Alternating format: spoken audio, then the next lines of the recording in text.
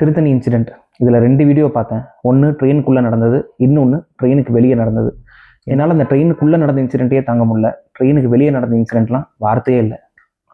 எங்கள் அண்ணன் ஒருத்தர் இருக்காரு, அவர் 50 ரூபாய்க்கு பண்ணுவார் அப்படின்னு சொல்லி கோபி சுதாகர் வீடியோ போட்டும்போது நம்ம எல்லாருமே சிரிச்சோம்ல. நம்ம எல்லாருமே கல்பெட் தான்.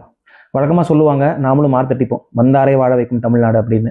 இன்னைக்கு வாழணும்னு வந்த ஒரு ஆளை இந்த அளவுக்கு மோசமாக ட்ரீட் பண்ணி இனிமேல் தமிழ்நாட்டுக்கு யாருமே பொழப்பு தேடி வரமாட்டாங்க அப்படிங்கிற ஒரு நிலைமையை இது கிரியேட் பண்ணியிருக்கு. இதில் ரொம்ப டிஸ்ஹார்டனிங்காக இருக்கிற விஷயம், இதில் அக்யூஸ்டு எல்லாருமே சின்ன பசங்க, இன்னும் 18 வயசு கூட ஆகாத ஜுவினேல் பசங்க. நான் பார்க்குற எல்லா நியூஸ் சேனல்லையும் அந்த பசங்க ஏதோ ட்ரக்ஸ் எடுத்திருக்காங்க அப்படின்னு சொல்கிறாங்க. அந்த சின்ன பசங்களுக்கு ட்ரக்ஸ் எப்படி கிடைச்சது? இந்த நார்காட்டிக்ஸ் பீரோ, அண்டர் கவர் ஆப்ரேஷன்லேருந்து எல்லா ட்ரக்ஸையும் அழிக்கிற ஹீரோ, இந்த மாதிரி சினிமாவில் மட்டும்தான் பார்க்க முடியுமா? இல்லை உண்மையாகவே அப்படிலாம் ஆஃபீஸர்ஸ் இந்தியாவில் இருக்காங்களா? அடுத்து அந்த பசங்க கையில் இருக்கிற வெப்பன், ஒரு வெப்பனை எடுத்துக்கிட்டு எப்படி ரயில்வே ஸ்டேஷனை தாண்டி அந்த பசங்க ட்ரெயினுக்குள்ளே ஏறினாங்க? அடுத்து அந்த பசங்களை பெற்று ஊர்மையை விட்டுட்டு எங்கே திரியிறாங்கன்னு தெரியாத அவங்களோட அப்பா அம்மா. இதில் ஈஸியாக ப்ளேம் பண்ணக்கூடிய லோ ஹேங்கிங் ஃப்ரூட் யாருன்னா ஸ்டேட் கவர்மெண்ட். இந்த இன்சிடென்ட்டை தள்ளி வச்சுட்டு இந்த இன்சிடென்ட்டுக்கு மூல காரணமாக இருந்த ரூட் காஸ் என்ன அப்படிங்கிறது தான் இப்போ ரொம்ப முக்கியம். இப்போ எலெக்ஷன் நெருங்கி வரும்போது எத்தனையோ சர்வேஸ் எடுக்கிறாங்க, எத்தனை பேர்கிட்ட ஓட்டு இருக்குது, எத்தனை பேர்கிட்ட இன்னும் ஓட்டர் ஐடி இல்லை அப்படின்லாம். ஆனால் ஒரு முக்கியமான சர்வேவை ஏன் யாருமே எடுக்கிறது இல்லை? நம்ம ஸ்டேட்டில் 18 வயசு கீழே இருக்கிறவங்க மொத்தம் எத்தனை பேர் இருக்காங்க? அதில் எத்தனை பேர் ஸ்கூலுக்கு போகிறாங்க, எத்தனை பேர் ஸ்கூலுக்கு போகலை? அப்படி ஸ்கூலுக்கு போகாதவங்க எதனால் ஸ்கூலுக்கு போகலை, எப்போ அவங்க ட்ராப் அவுட் ஆனாங்க? அந்த சர்வே அவங்க கரெக்டாக எடுத்திருந்தாங்கன்னா இந்த பசங்க மாதிரி இன்னும் எத்தனையோ பசங்க ஏன் ஸ்கூலுக்கு போகாமல் ஸ்கூலுக்கு போகிற வயசில் வேறு வேலையெல்லாம் பண்ணிட்டு ட்ரக்ஸ் அடிச்சுக்கிட்டு, தண்ணி அடிச்சுக்கிட்டு, இந்த மாதிரி அருவாலை வச்சுக்கிட்டு ரீல்ஸ் போட்டுட்டு இருக்காங்கன்னு தெரிஞ்சிருக்கும். நம்ம ஸ்கூல் படிக்கும் போதெல்லாம் நம்ம அப்பா அம்மா தலையில் கொஞ்சம் முடி இருந்தாலும் டென்ஷன் ஆகிடுவாங்க. திருப்பியும் போய் பார்பர்ட்ட போய் கட் பண்ணிட்டு வான்னு சொல்லுவாங்க.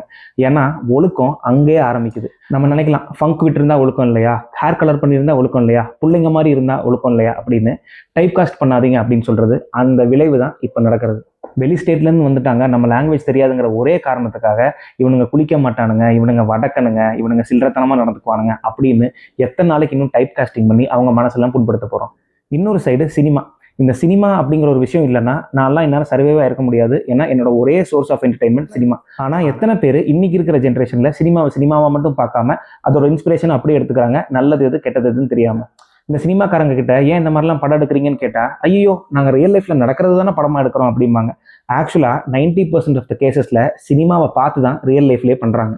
இப்போ நான் சொல்ல போகிறதெல்லாம் ஜஸ்ட் எக்ஸாம்பிள்ஸ் தான், யாரையுமே அவுட் ரைட்டாக நான் ப்ளேம் பண்ணல. ரீசெண்டாக வெற்றிமாறன் எடுத்த அரசன் படத்தோட ப்ரோமோ ஒன்று வந்தது. அந்த ப்ரோமோவில் சின்ன பசங்க எல்லாருக்கும் பிடிச்ச எஸ்டிஆர் மணக்க ரத்தக்கரையோட வந்து 4 பேரை வெட்டுற மாதிரி, அந்த 4 பேரை வெட்டிட்டு வரவனுக்கு ஒரு பேக்ரவுண்ட் மியூசிக் வேற. அதே பேக்ரவுண்ட் மியூசிக்கை வச்சு நான் அதே மாதிரி ரீல்ஸ் போடணும்னு நினைக்கிறவன் ஒரு நாள் இந்த மாதிரி கஞ்சா குடிச்சு இந்த வேலையை தான் பார்ப்பான். இந்த கைதி, மாஸ்டர், விக்ரம் இந்த படங்கள்லாம் ட்ரக் வச்சிருக்கிறவன் கண்டிப்பாக ஒன்று அரெஸ்ட் ஆவான், இல்லைன்னா செத்து போவான் கிளைமேக்ஸில். ஆனால் கிளைமேக்ஸில் வரைக்கும் அவனை பயங்கரமாக க்ளோரிஃபை பண்ணி அந்த ட்ரக் வச்சிருக்கிறதெல்லாம் ரொம்ப ரொமான்டிசைஸ் பண்ணி காட்டுறாங்களே வித் பிஜிஎம். அதெல்லாம் பார்க்குறவன் ஐயோ கிளைமேக்ஸில் செத்து போயிட்டாங்கன்னு நினைப்பானா, இல்லை இருக்கிற வரைக்கும் ஜாலியாக இருந்துட்டு போகலான்னு நினைப்பானா? கத்தி படத்தில் சின்ன பசங்க எல்லாருக்கும் பிடிக்கிற விஜய் என்ன பண்ணுறாரு, 18 வயசு கீழே இருக்கிறவங்க என்னென்னலாம் பண்ணால் அவங்களுக்கு எந்த தண்டனையும் கிடையாது அப்படின்னு ஒவ்வொரு விஷயமா எக்ஸ்பிளைன் பண்ணுறாரு. இந்த டயலாகை பார்த்த சென்சார் போர்டு இந்த படத்தை எப்படி பேரண்டல் கைடன்ஸோட அந்த படத்தை சில்ட்ரன் பார்க்கலாம் அப்படின்னு முடிவு பண்ணாங்க. இந்த படத்தை கண்டிப்பாக ஒரு அடல்ட் ஒன்லி படமாக தானே வச்சிருக்கணும். இந்த விஷயத்தில் ஜட்மெண்ட் கொடுக்குற அளவுக்கு நான் பெரிய ஆள் இல்லை. ஆனால் என்ன பொறுத்த வரைக்கும் அந்த 4 பேரையும் ஜுவினேலாக கன்சிடர் பண்ணாமல் 18+ கன்சிடர் பண்ணி அவங்களுக்கு என்ன நடவடிக்கை எடுக்கணுமோ அதை கண்டிப்பாக எடுத்து தான் ஆகணும்.